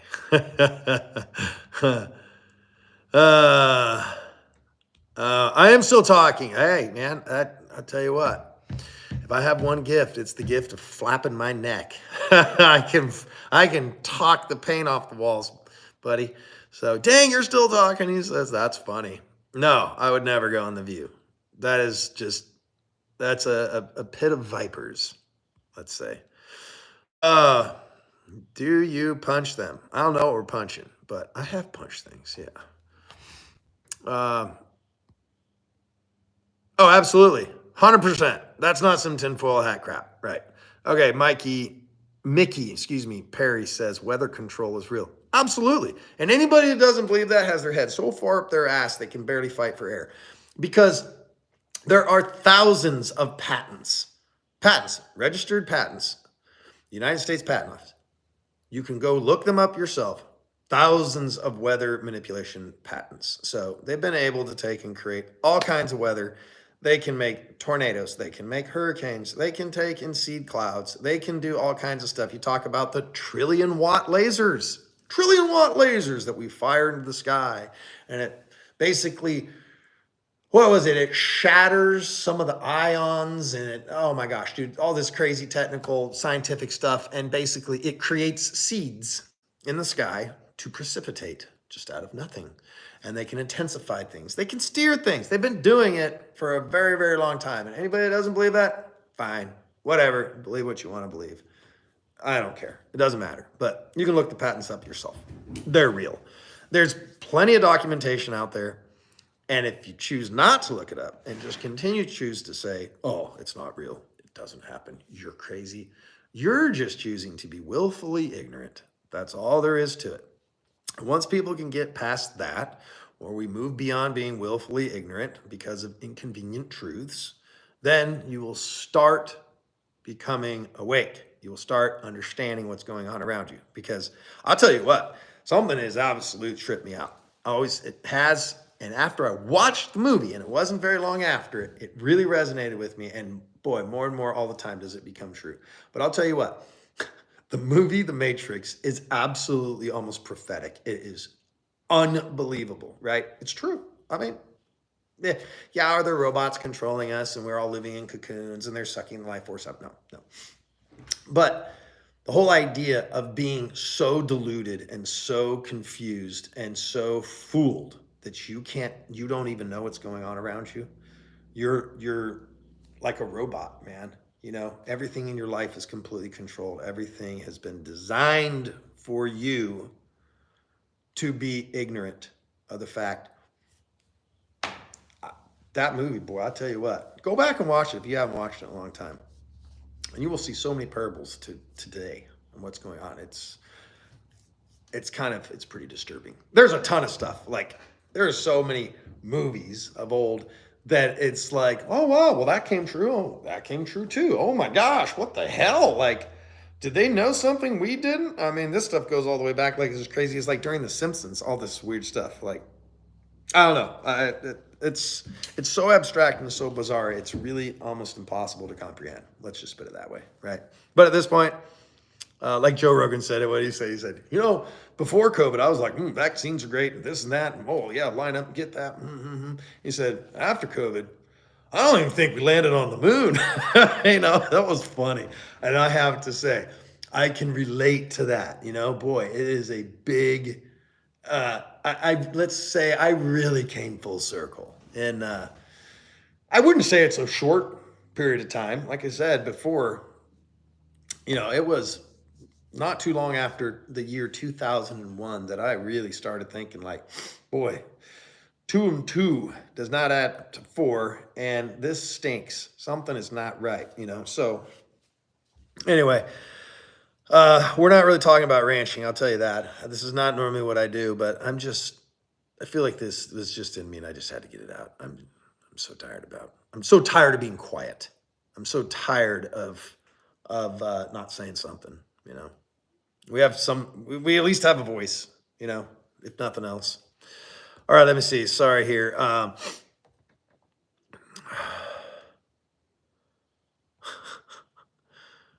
my gosh. All right, Chip, did you see? Well, you asked again who I'm voting for. Let me see. American white guy.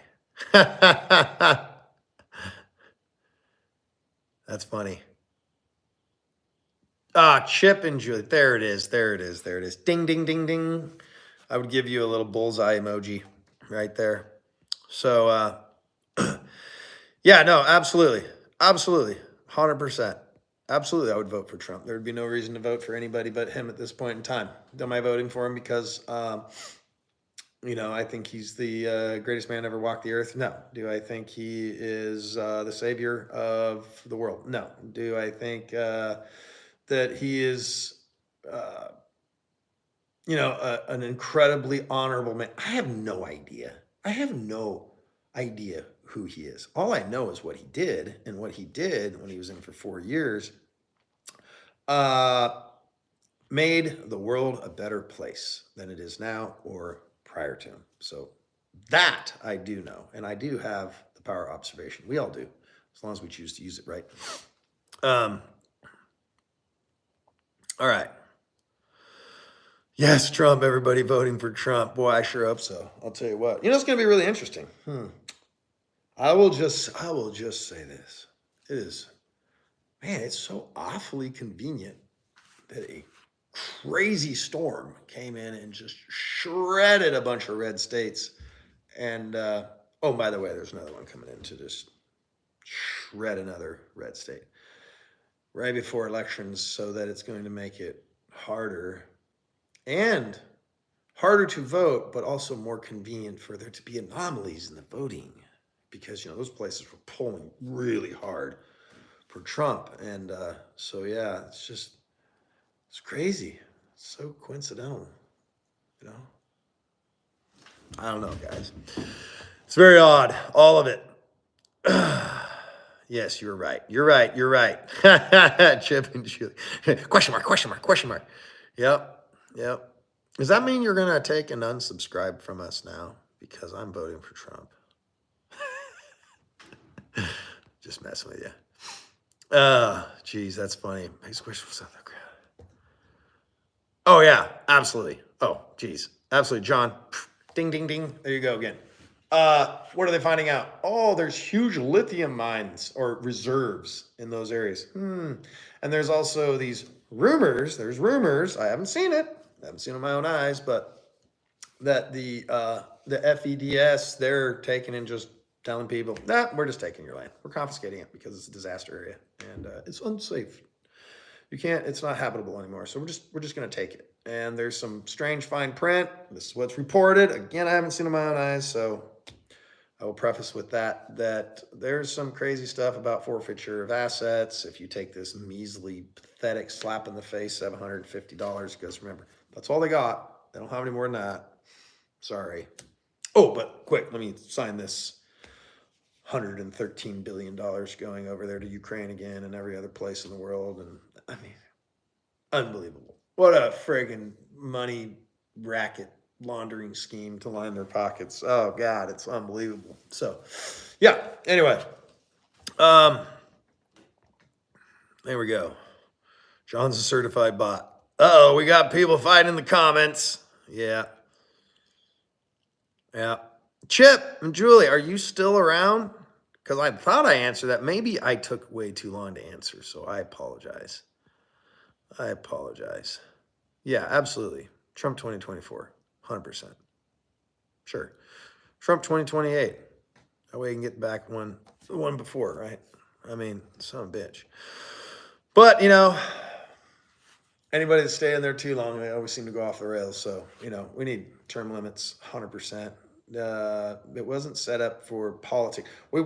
Politicians weren't supposed to be career politicians. You were supposed to go serve your country for a certain determined amount of time. And then you were supposed to go back to being a real human and not turning into a total piece of human garbage that is controlled by the dude with the biggest checkbook. Right? I mean, stuff's nuts. It's absolutely nuts. Additional aids offered upon request. Well, what is that? What offer? What request? Why is everybody on the ground there that actually lives there saying that they're not getting squat? So that's what I would like to know.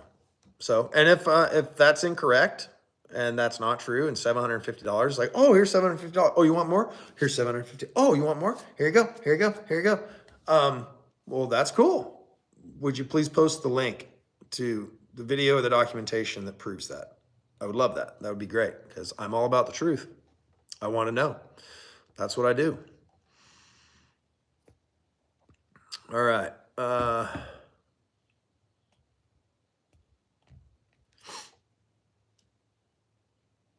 Absolutely. You got to think.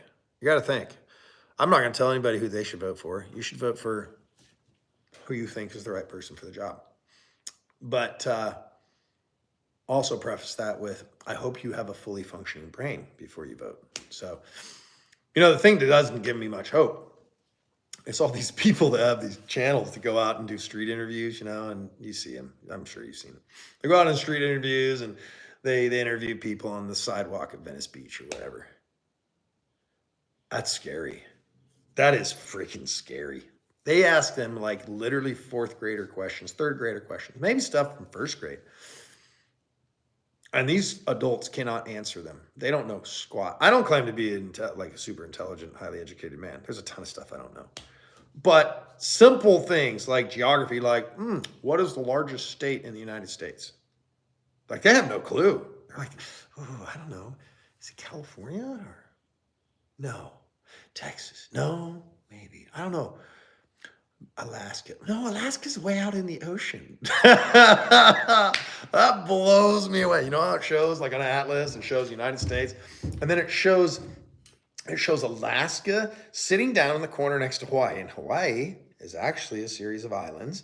And then there's Alaska sitting there right next to Hawaii in that little box. And I have met so many people in my life, believe it or not, that literally had no idea that Alaska was connected to Canada, which is connected to the United States, which is all part of North America, and it's not an island. That's scary. That is scary to me. You know, that's really, really scary. A lot of these simple questions, it's crazy. You know, as an American, yeah, you have the right to vote. I'm not saying that you should take people's rights away, but it is pretty crazy that you can have people with an IQ about the same as their shoe size, and they can vote. They can decide where this country goes. That's hard. That's hard to understand. It's also like, you know, you need to show ID, get a library card, or you have to have a license to fish, or you have to have a license to hunt, right? But any dumbass can have a kid. Any dumbass can just pop kids out, treat them like shit, whatever. You know, like, those are hard things for me to comprehend in life. Like, and now I'm not saying that people should have a license or have to be regulated by the government to have children. That's not at all what I'm saying. I'm just saying it seems so backward, you know? It's all upside down, all topsy-turvy. It's kind of hard to comprehend for me. These are the kind of things that keep me up at night. Your family's already struggling. Yeah, buddy. There's a lot of people struggling. It sucks. It sucks. Things have not been going well. I'm telling you, it blows. Yeah, I'm telling you, people Alaska, they're like, Alaska. And then you tell them it's the largest state. They're like, really? And they look at you like, yeah, I don't know about that. I'm like, okay, here's a fun fact for you. If you measure Alaska, okay, the width of Alaska, it roughly measures from Florida to the California coastline in width. It's almost as wide as the United States. Okay, now we're talking Aleutian Peninsula, all the way out to Aleutian Chain, and then all the way over to the Canadian border.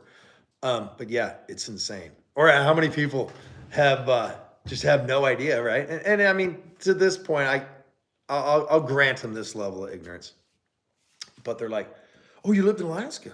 Oh, cool. Well, you ever been to Chicken? Yes, there's a place called Chicken, Alaska." I'm like, no, I haven't been there. Oh, okay. How about Ketchikan? No, I haven't been to Ketchikan either. Juneau? Yeah, you been to Juneau? No, haven't been to Juneau.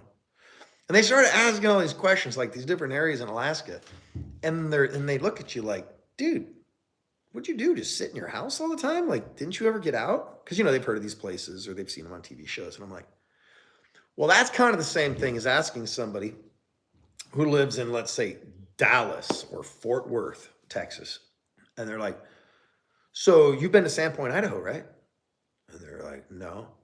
Oh, okay. Well, you've been to Dickinson, North Dakota, right? You've been, no. How about Bismarck? No. Let's see. Chicago, right? Start naming those places. I mean, we're talking, that's how big that state is. It's insane, right? San Diego, we can talk about all the way from San Diego to Idaho to Oregon. I mean, that thing is huge. So yeah, it's, sorry, that's just a little side note. I was just throwing it out there, but it's pretty funny. Oh yeah, Bob. Yep. No Bob. No arms, no legs, out in the lake. Yeah, that guy. Bob the Stowaway. Yeah, Pittsburgh. Yeah, it's wild. That thing is massive. Oh yeah, young people. Yeah, maps, clocks, like bearing. Like they have no idea. Like directions. I'm honestly, I think if you start asking people like, where does the sun rise and where does it set, they would be confused. I don't even know if they know, east and west. And there was some other stuff that was just blowing me. I can't remember it right now, but I was just absolutely flabbergasted that people didn't know it. And it's, here's another fun factoid that is quite astonishing is how few people, younger generation now, that can read cursive, right? So why is that significant? Well, this is my take on it. Well, they're taken out of the public school systems, at least to my knowledge. Most of the public school systems no longer teach cursive, right? They don't teach you how to read it, don't teach you how to write it. Why, right? Do people not need to know how to write anymore, right? So, right. Well, this is interesting to me because this is also around the same era that civics were also taken out of school, and actually children being taught, not like this watered down American government stuff, like real history and how our government functions was all really taken out, right? And how we keep being told that we live in a democracy. Democracy is at stake. We have to preserve our democracy. Anybody who continues to say that is a fool or they're the enemy, because we are not a democracy. Get it right. We are not a democracy, okay? We are a constitutional republic. And if you don't know the difference, read. It's very important to understand the difference, okay? Democracy, the majority rules. And if the majority decides to take from the minority, guess what? That's what they get to do. That's not how it works here. This is why they've been trying to get rid of the Electoral College. Because if they do that, then yes, we are a democracy. And then the horde rules. And all they have to do is do some magic stuff with voting, and they can just turn this into whatever they want immediately. So do some reading if you don't know the difference between a constitutional republic and a democracy. And any fool that constantly says, we're a democracy, our democracy, our democracy, they're idiots or they're the enemy. Don't forget that. And that's the truth. All right. So, oh no, we got another one on here. We got some strangeness going on. That's funny though. I ain't gonna lie. Let's see. Garden Center told me east, west. I don't know what that means. Sorry. Your son's school had someone OD in the bathroom. That stuff's getting crazy. I know kids doing drugs and gang banging and stuff like that when they're like 9, 10. Crazy. That stuff is just wild. It's hard to even comprehend.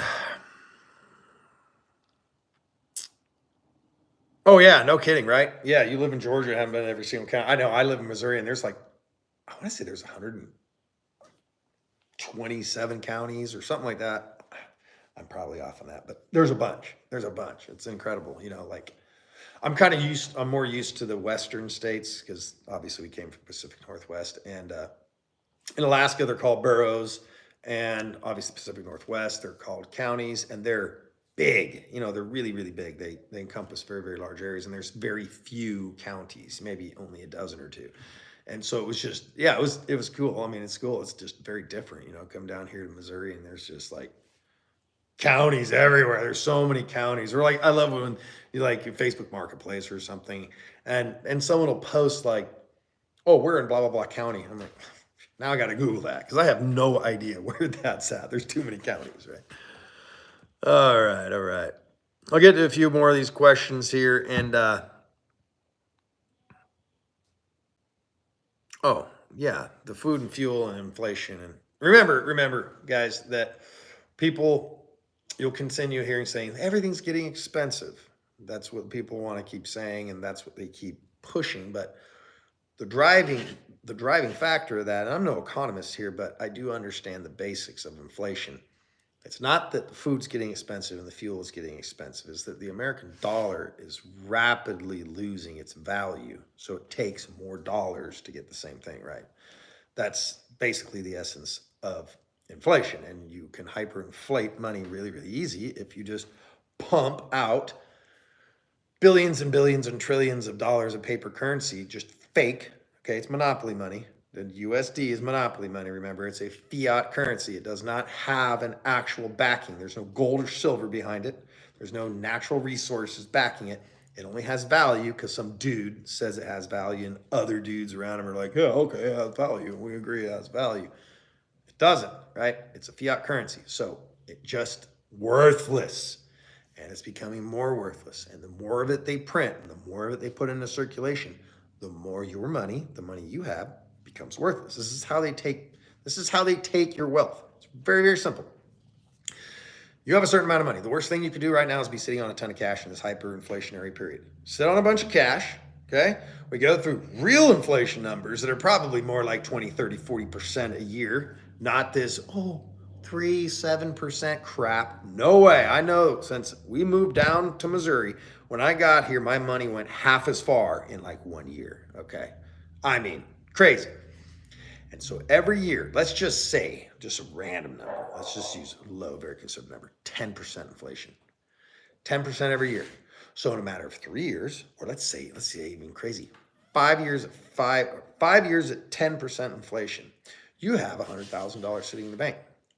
At the end of that 5 years, it's worth $50,000. They just took half of your net worth just by hyperinflating the money, by printing. Remember, all it is supply and demand. More supply, less demand. It loses its value. So how do you make something worth a whole lot of money? Like a diamond that really is a worthless piece of crap, but they've convinced you that it's really valuable.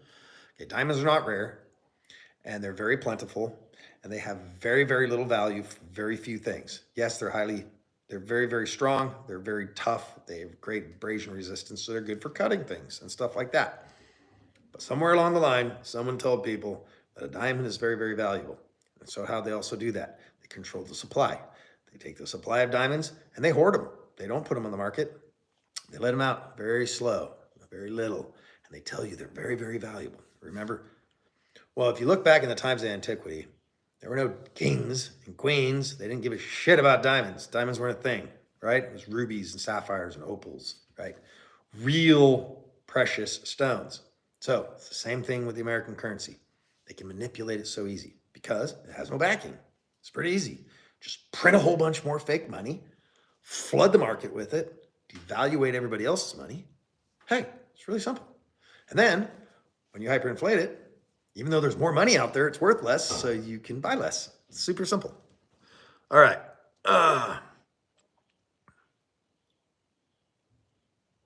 It's a mess. It's absolutely a mess. Yeah. Here's the crazy thing. So I know everybody says, well, get some more skills, get some more skills to earn more money. Absolutely. But remember, as much as it's crazy to say right now, don't forget the $15 an hour. And I'm not going to sit here and be like, oh, yeah, I'll give McDonald's workers more money. But remember, $15 an hour right now is about the equivalent of $4 an hour, 10, 15 years ago. So just remember, I remember, and it wasn't very, very long ago.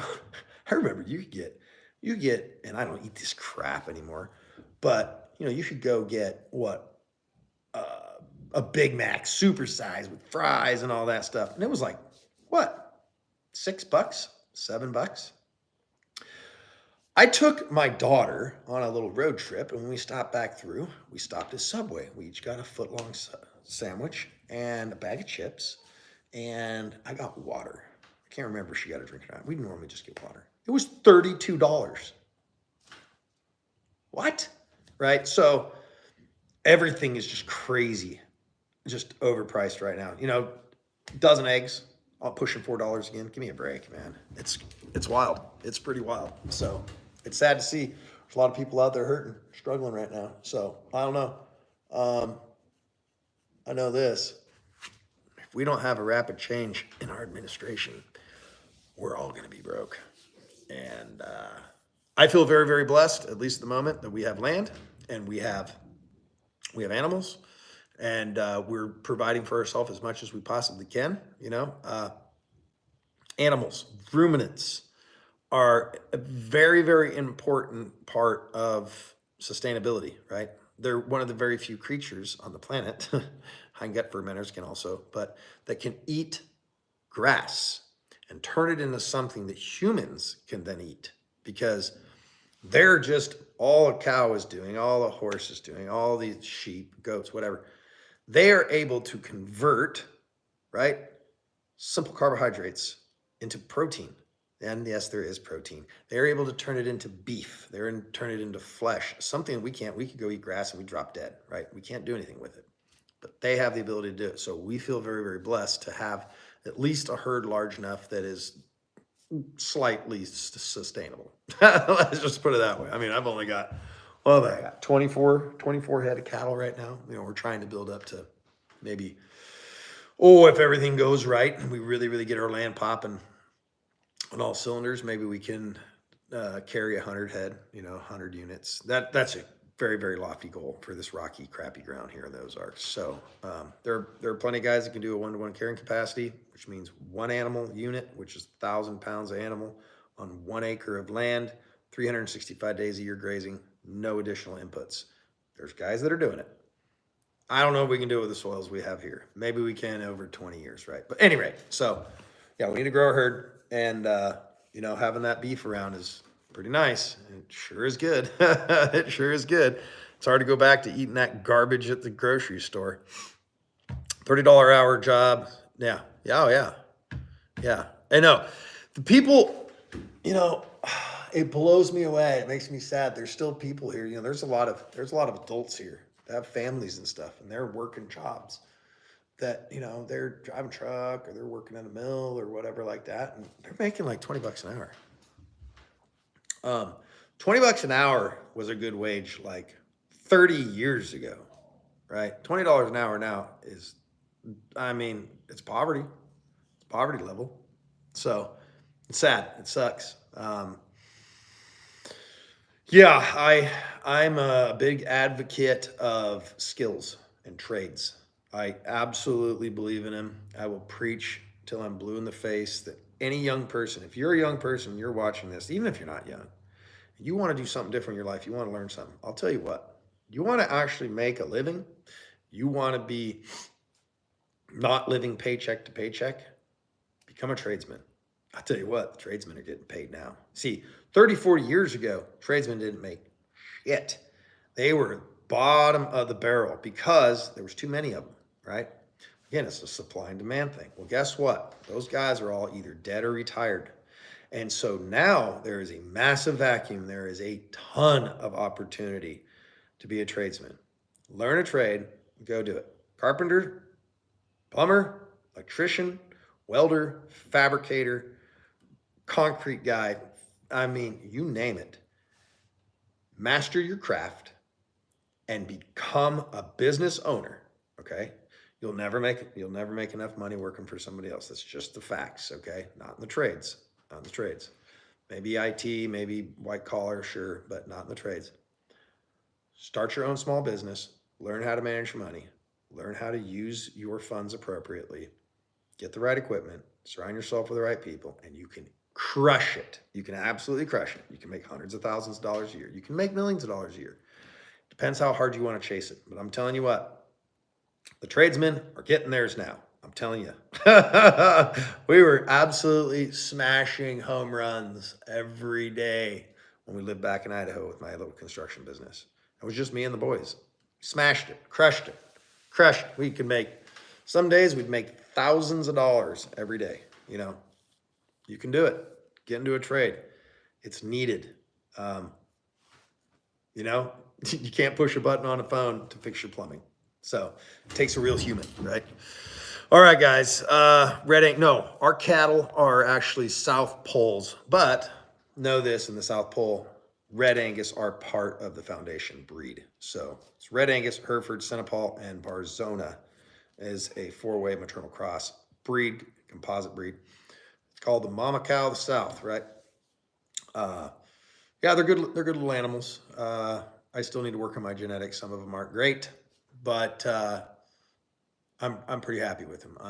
No complaints. No complaints. We could have done a lot worse. So they're doing good for us. They gave us, you know, our bull and our girls. They hit 100%. Great breed back. He's back. Yeah, went 11 for 11 on our heifers, and you know, our first calf heifers. Every one of them survived. Every one of them calved. Good to go. So no complaints. You know, all we can do here is just work on it and get better and better. Let's see. Would you eat a McChicken sandwich that Diddy handed to you? How much money are we talking about here? I'm getting paid out of this. No. Oh man, that what a bunch of freaks, right? He's just like, he's the African American version of Jeffrey Epstein. Crazy dude. Oh my God. What is up with that designation anyway? Why can't I be called like I don't know, an Eastern European American? Because I have some ancestry from there. Can we do that? Can I be called that? Or like, I'm a Caucasian American. How come there's certain people that get a designation in the front of it? Like Asian American. Aren't you just American? I thought I was just American. I thought everybody was just, I don't know, if you've immigrated here legally or you were born here, doesn't that make you an American? America, it's not a race, by the way. Or people that are like, you're racist. You don't like Mexicans. Like, you do understand that, like, Mexico is a country. It's not a race. I don't know. Or people are like, African. Again, it's not a race. It's a continent. I don't understand. Like, where's the disconnect? Where people don't seem to, like, register that, right? There's, like, all makes, models, colors, heights, ages in every single country in the world. I don't know.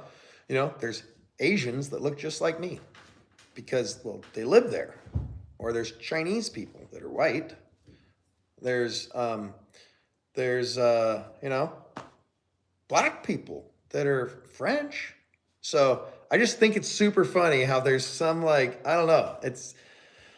I don't know. I tell you, like, mainstream media has literally melted people's brains and not allowed them to have the ability to think anymore. Pretty sure of it. So, all right, I have gone and ranted long enough. I wanted to get back anyway after I lost my battery in the pasture.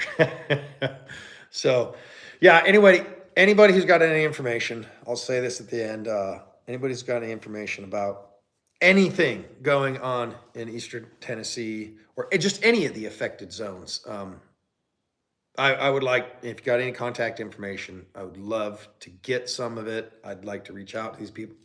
Oh, excuse me. And do what I can, you know, do what we can. Myself and my sons, we're planning something. We're scheming, let's say that. So, all right, let's see.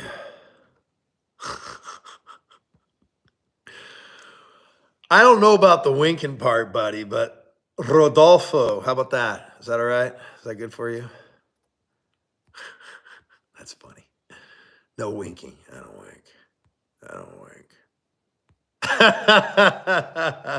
Oh, all right. Oh yeah, fentanyl. That's pretty crazy. Okay, what's going on here? That looks like I'm just gonna go on a limb here. Is that Russian? Is that a Russian name? Help me out here, because your English, your typing, at least, is very fluent. So what's going on with that? I can't stand living in a world where my own son can buy fentanyl for cheap. I am so done with this country. What country do you live in, first off?